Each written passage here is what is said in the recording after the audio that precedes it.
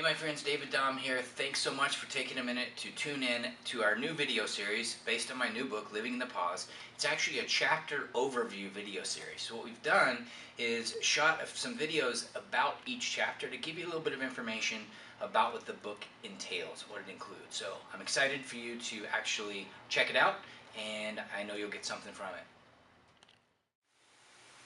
Hey my friends, thanks for tuning in to our chapter review video series from my book, Living in the Pause. Chapter 5 is about self-discovery, and it has to do with embracing your pain. And you know, I went through a lot of pain in my journey of the past year and a half or so. And the pain was something in the past. What I did was I would numb the pain. I would numb the pain with drugs and alcohol or other stuff, spending, sex, I mean whatever.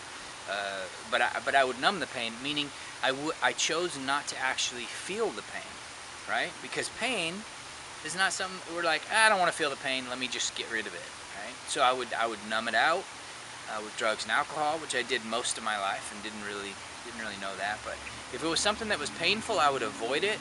I would deny that it was an issue. I didn't want to deal with it, but the most recent pain that I went through when I was going through my separation and divorce for the second time was pain that I couldn't get away from.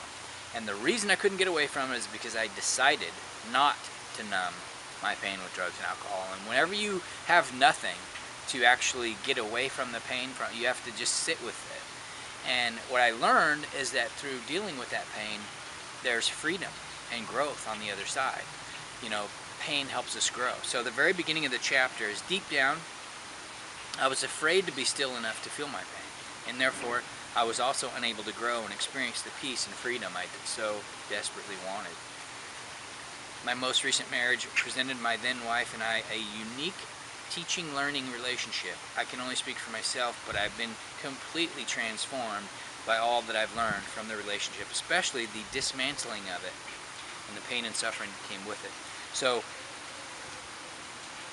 it's amazing, you know, when we decide to stand and sit with the pain and actually go through it and endure it instead of running away from it, what comes. Because there's growth, and again, what I term as freedom on the other side. It's pretty amazing.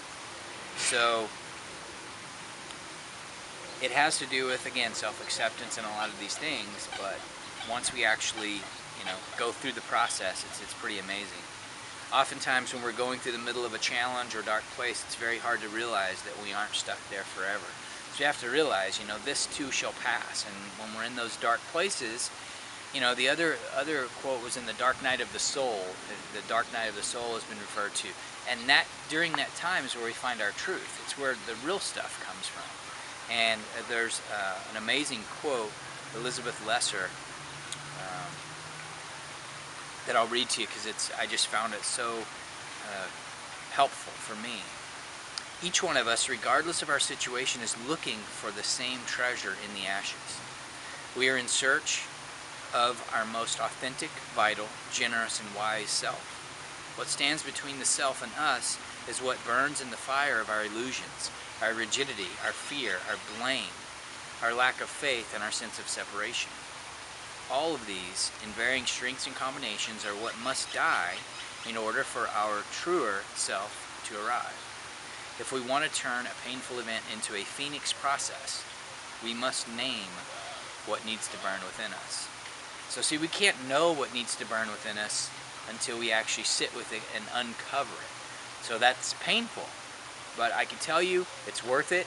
If you go through it and you sit with your pain and you don't run away, try to numb it or deny it or you know, ignore it, when you get to the other side, there's freedom and there's growth, and it can turn you into a completely different person and give you that sense of peace that you only thought might be possible. So pain creates growth, creates freedom in the long run. So that is chapter 5 from my new book, Living in the Pause. Thank you so much for tuning in.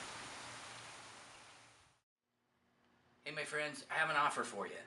During this series, for about the next 6 weeks or so, if you're seeing this video series, probably till around November the 15th, middle of November, If you're seeing this video series, when you order a print copy of my new book, Living in the Pause, I'm going to give you the audiobook at no charge, just as my gift to you as a thank you, because I really appreciate all the support. Please subscribe to our YouTube channel so you can get updates and stay informed of what's going on.